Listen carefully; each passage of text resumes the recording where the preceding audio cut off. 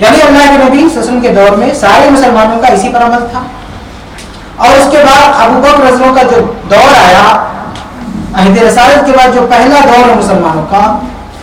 اس دور میں حتیٰ کہ عمر فاروق رضی اللہ عنہ کے دور کے ابتدائی 2 سال میں اس پورے عرصے میں پوری دنیا کے مسلمانوں کا اس بات پر اتفاق تھا، اجماع تھا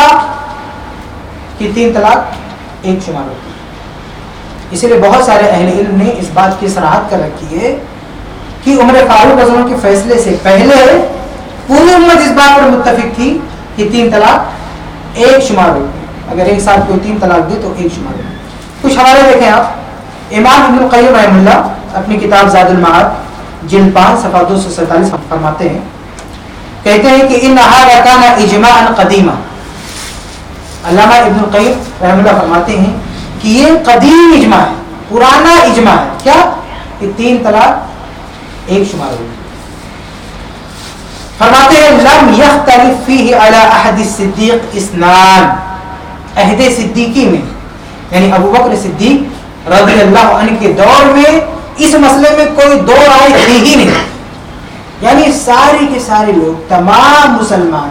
تمام ائمہ، تمام فقہاء، تمام صحابہ ایک ساتھ دی گئی 3 طلاق کو ایک مانتے تھے۔ تو اس مسئلے میں پہلے اسی بات پر اجماع تھا کہ 3 طلاق کو ایک مانا جائے گا۔ اسی طرح سے ایک اور امام ہے، امام یوسف بن احمد جمال الدین، ایک کتاب ہے سیل الحاص الی علم الطلاق الثلاث، صفحہ نمبر 466، اس میں ان کا قول منقول ہے، فرماتے ہیں کہ الطلاق ثلاث واحدہ، یہ 3 طلاق ایک مانی جائے گی۔ دیکھیں اس بیان میں جب بھی بولوں 3 طلاق کی مراد کیا کہ ایک ساتھ دی گئی 3 طلاق، میں بار بار اس کی وضاحت نہیں کروں گا، مطلقاً جب میں کہوں گا 3 طلاق تو یہ بھی سمجھ جائے کہ ایک ساتھ دی جانے والی 3 طلاق۔ اور یہ ائمہ کا بھی یہی اصول رہا ہے کہ جب وہ بولتے ہیں نا 3 طلاق تو اس سے مراد ہوتا ہے ایک ساتھ دی گئی 3 طلاق۔ تو خود لکھے الفاظ میں کیا الطلاق ثلاث واحدہ، کہتے ہیں 3 طلاق ایک شمار ہوگی، کما صحت بہ السنہ،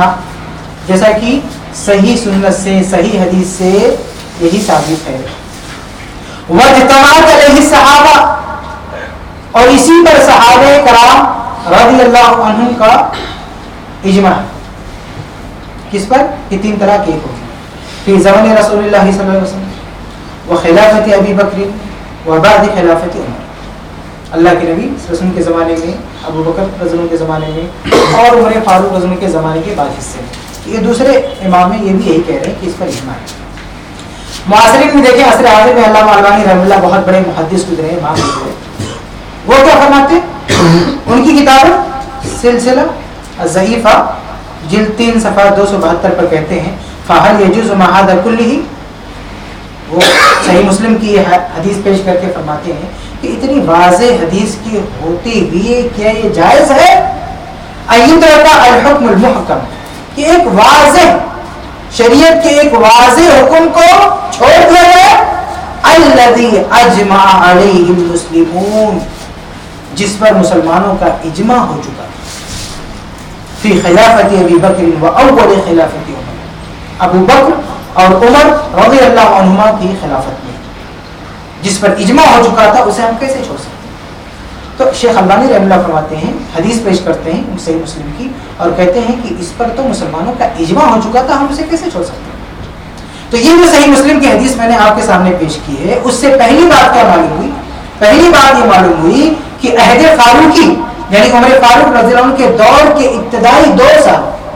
اور پھر اس سے پہلے کے ادوار میں 3 طلاق ایک مانی جاتی تھی، اس پر سارے مسلمانوں کا اجماع تھا۔ یہ بات ذہن میں رکھنا۔